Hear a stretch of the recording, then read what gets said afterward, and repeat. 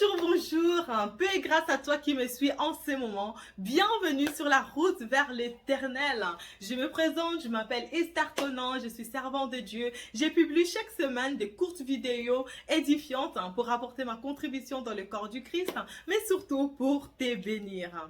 La pensée qui est montée dans mon cœur aujourd'hui, c'est concernant les promesses de Dieu.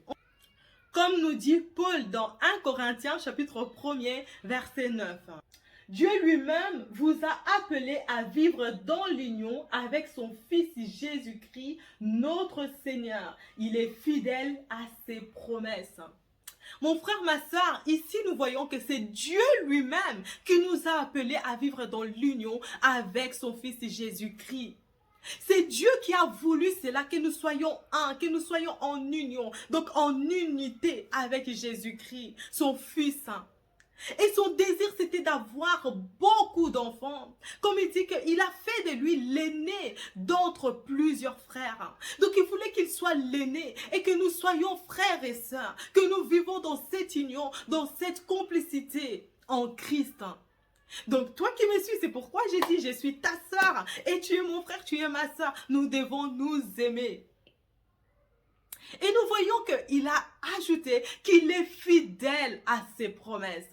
Jésus-Christ est fidèle et Dieu lui-même, il est fidèle. Donc la venue de Christ, ça a été annoncé il y a 2000 ans. Il a déjà été annoncé que la Vierge enfantera.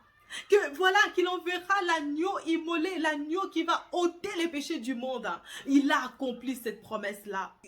Si Dieu a respecté cette promesse, celui de donner son unique fils pour toi et moi, pour que nous soyons sauvés, pour que nous parvenons au salut, qu'est-ce qu'il peut nous refuser? Est-ce que tu es fidèle à des vœux que tu lui as faits? Prends un moment d'introspection et demande au Saint-Esprit de sonder ton cœur. Parce que oui, ça nous arrive souvent, moi je l'entends en tout cas de mon entourage, que oui, la prophétie tarde, les promesses tardent. Mais est-ce que toi-même, est-ce que tu ne tardes pas aussi à accomplir tes promesses? C'est la question que tu peux te poser ce matin, ou cet après-midi, ou ce soir, selon l'heure à laquelle tu me suis. Et une chose que nous devons aussi savoir, la Bible est claire, il dit, il est fidèle à ses promesses, à des promesses que lui, il t'a fait. S'il n'a pas fait cette promesse-là, mais il ne peut pas être fidèle sur quelque chose qu'il n'a pas promis. Il ne peut pas être fidèle sur quelque chose que lui n'a pas pensé. Si tu as pensé à des choses et que tu es en train de persister, Seigneur, fais-le, fais-le. Mais c'est pas à lui de le faire puisque ce ne sont pas ses promesses. Lui, il est fidèle à ses promesses. Alors nous devons savoir, est-ce que c'est que je suis en train d'attendre? C'est la promesse de Dieu. Est-ce que ça vient vraiment de Dieu? Ou ce n'est que le fruit de mes ambitions? Ou ce n'est que le fruit de mes pensées, de ce que moi je désire? Quoique nous avons la pensée du Christ. Donc nous devons sonder cela et demander à la lumière du Saint-Esprit, est-ce que ça vient de lui? Habakkuk chapitre 2 verset 3 nous dit, car c'est une prophétie dont le temps est déjà fixé.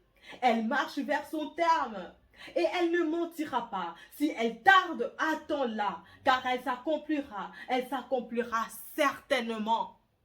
Certainement, le Seigneur va accomplir ce qu'il t'a promis. Certainement, garde la foi, persévère dans la prière, manifeste la patience, parce que les gens autour de toi t'observent. Parce que les gens autour de toi veulent entendre ce témoignage de ce que Dieu a fait dans ta vie. Nous voulons entendre ce témoignage. Et toi aussi, à ton tour, tu veux voir les promesses que Dieu a faites à mon sujet. Dans l'union en Jésus-Christ, comme nous avons dit, nous devons persévérer ensemble. Que le Seigneur vous bénisse. C'était le message que je tenais à te le partager aujourd'hui. En tout cas, patiente, attends la prophétie, attends la promesse de Dieu parce qu'elle s'accomplira. Dieu est fidèle et il manifestera sa fidélité envers toi justement. Tu es un sujet de témoignage, n'oublie jamais cela. Dieu manifestera de grandes choses à travers ta vie pour manifester sa gloire. C'était Esther Conan, ta sœur. Bye bye.